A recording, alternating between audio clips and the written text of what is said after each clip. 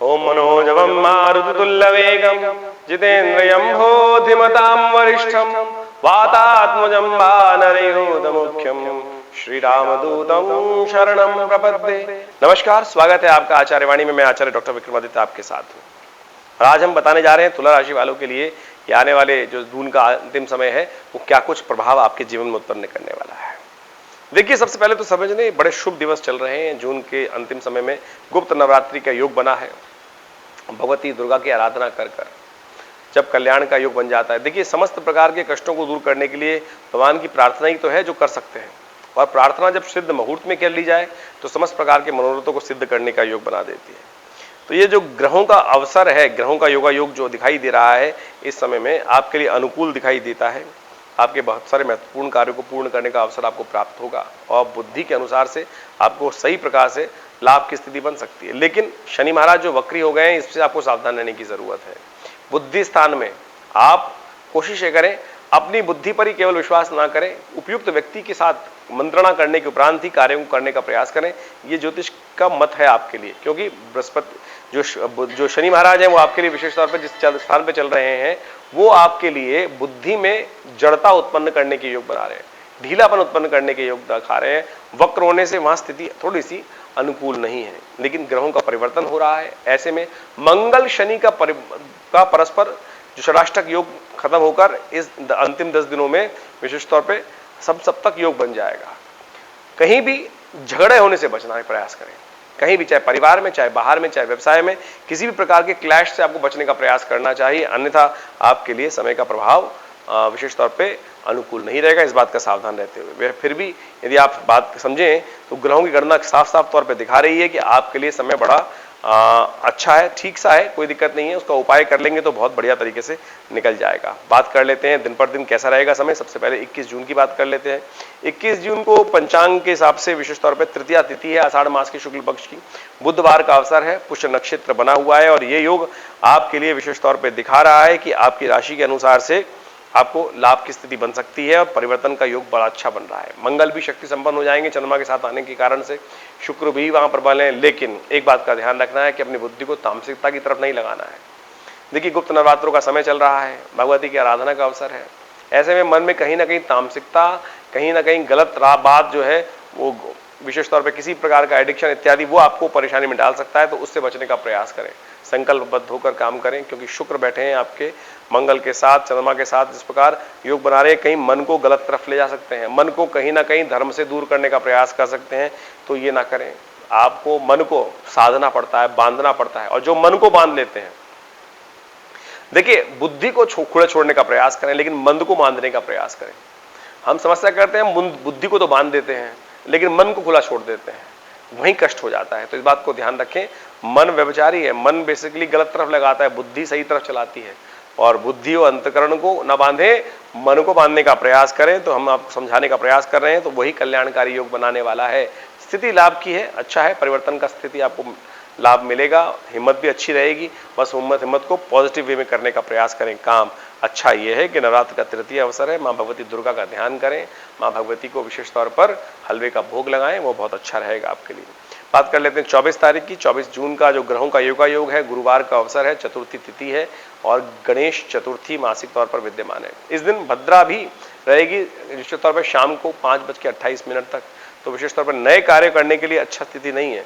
एक तो चतुर्थी रिक्ता तिथि वैसी मानी जाती है और साथ साथ उस दिन भद्रा भी आ गई, तो दोनों तरह से नए कार्यों के लिए समय अच्छा नहीं है। तो इस बात का ध्यान रखते हुए कार्य करें। लेकिन नवरात्र का चतुर्थ दिवस है, तो ये तिथि विशेष तौर पे माँ कुष्मांडा की ध्यान करने की, आराधना करने की तिथि है।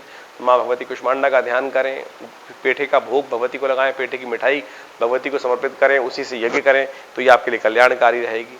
ग्रहों की स्थिति आपके लिए विशेष तौर पर जो बनी हुई है, लाभ की स्थिति बनाती दिखाई दे रही है। सुबह का समय आपके लिए चंद्रमा का जो परिवर्तन हो रहा है वो भी आपके लिए शुभ रहेगा आने वाले समय में। लेकिन ग्रहों की स्थिति आज भी आपके लिए अनुकूल बनी हुई है, चिंता ना करें, आगे बढ़ने का प्रयास करें। बस मन को सही रूप से कार्यों में लगा के रखने का प्रयास करें। मन भागेगा इधर उधर और हिम्मत ऐसी रहेगी कि ये भी कर दूं वो भी कर दूं, कोई बात नहीं, चिंता नहीं, धीरे धीरे सब कुछ होगा काम। हिम्मत अच्छी है, पॉजिटिव रखें, अच्छे कार्य करने का प्रयास करें। 23 तारीख को ग्रहों गणना दिखाती है कि शुक्रवार का अवसर, पंचमी तिथि और चंद्रमा का परिवर्तन सिंह राशि में हो रहा है। लेकिन इस दिन गणमूल नक्षत्र विद्यमान है। जो लोग जातक नए जन्म ले रहे हैं उनके लिए विशेष तौर पर ध्यान रखिएगा कि मूल शांति अवश्य कराने का प्रयास करें। चंद्रमा आपके लिए लाभ की सूचना लेके आते दिखाई दे रहे हैं और कई प्रकार की लाभ की स्थिति बनेगी, लेकिन थोड़ी सी हिम्मत में कमी आती दिखाई दे रही है। थोड़ी हिम्मत जगाने का प्रयास करें। बिल्कुल लाभ की स्थिति है, लेकिन कार्य की आवश्यकता है। पॉजिटिव वे में कार्य करने का प्रयास करें। बुध अस्त होने की वजह से समस्या क्या है कि थोड़ी चीज़ों को मैनेजिंग करने में, ऑर्गेनाइज करने में दिक्कत आती दिखाई दे रही है। उसके लिए गौ पूजन करें तो ये आपके लिए अच्छा रहेगा, और यदि हो सके तो विशेष तौर पर गाय के निमित्त पूजन करना आपके लिए बड़ा कल्याणकारी रहेगा। हरा चारा गाय को डलवाएं, वो आपके लिए शुभ होगा। यदि बात करें 24 तारीख की, तो 24 तारीख को शनिवार का अवसर, षष्ठी तिथि, स्कंद षष्ठी कहा जाता है इस तिथि को। स्कंद भगवान का, कार्तिकेय भगवान का पूजन करने से कई प्रकार के कष्ट दूर होते हैं। पंचमी विशेष तौर पे जो योग बन रहा है वो विशेष तौर पे आप समझ लें, ये आपके लिए बड़ा कल्याणकारी योग बनेगा। इससे भगवान भगवती का विशेष तौर पर पूजन किया जाता है। माँ स्कंद माता का पूजन भी कर सकते हैं इस दिन, क्योंकि स्कंद षष्ठी है, तो इस दिन भी विशेष तौर पर भगवती का पूजन करें, कात्यायनी भगवती का पूजन करें, उससे कल्याणकारी योग बनेंगे। इस दिन बुध जो है परिवर्तन की तरफ जा रहे हैं, मिथुन राशि में प्रवेश करेंगे। बुध मिथुन राशि में प्रवेश करने से सूर्य के बिल्कुल साथ में आ जाएंगे। तो एक बात का ध्यान रखना है कि बुध जो है वो ऑर्गेनाइजिंग चीज़ों में आपको थोड़ी दिक्कत देने वाले हैं। थोड़ी सी बुद्ध को जगाने का प्रयास करना चाहिए, शक्ति संपन्न बनाने का प्रयास करना चाहिए। कन्याओं का पूजन करें, छोटी कन्याओं का पूजन करें, छोटी कन्याओं को जो हरे वस्त्र दान करें, ये बड़ा अच्छा रहेगा। जो सामान उनके लिए जैसे चूड़ी इत्यादि, बिंदी इत्यादि ये कन्याओं को दें, इससे आपको उनका आशीर्वाद लें, उनको भोजन कराएं, ये आपके लिए बड़ा शुभ रहेगा। तो सब करके लाभ ले सकते हैं आप। 25 तारीख की ग्रहण गणना बात करें तो उस दिन सप्तमी तिथि है और साथ साथ रविवार का अवसर है। इस तिथि को वैवस्वत सप्तमी कहा जाता है। भगवान सूर्य कीर्ति और यश के मालिक हैं और आपकी राशि के अनुसार से इस वक्त भाग्य में चल रहे हैं। भाग्य में चल रहे हैं तो कोशिश ये करें भगवान सूर्य का पूजन अवश्य करें। उस दिन अर्घ दें भगवान सूर्य को, थोड़ा पीला पुष्प कनेर का लेकर एक डालकर फिर भगवान सूर्य को अर्घ दें, थोड़ा रोली डालें, ओम घणी सूर्य आदित्याय नमः इस मंत्र का जप करें। चंद्रमा का परिवर्तन आपके लिए जहां हो रहा है वो आपके लिए विशेष तौर पर थोड़ा सा भारी हो सकता है। सुबह आपके लिए ठीक है, शाम का समय आपके लिए भारी है।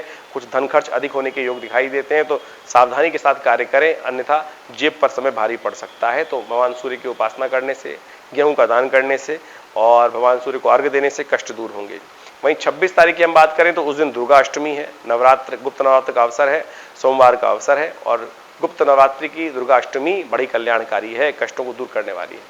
इस दिन नए कार्यों को करने से बचना चाहिए, क्योंकि भद्रा विद्यमान है सुबह सुबह 1:20 तक। तो इस बात का ध्यान रखें, कन्या पूजन करके पूजन करें और लाभ का स्थिति बना सकते हैं आप। एक बात ध्यान रखिएगा, गाड़ी इत्यादि जो भी कार्य कर रहे हैं उन सब में कहीं ना कहीं जुर्माना होने के योग दिखाई देते हैं। किसी से बेकार भिड़े नहीं, इस बात का भी ध्यान रखें। इसी तरीके से अपने कार्यों में, थोड़ा व्यवसाय में, काम में बुद्धि लगाकर काम करने का प्रयास करें। छोटी सी गलती भारी जुर्माना दे सकती है, इस बात का भी आपको ध्यान रखने की जरूरत है।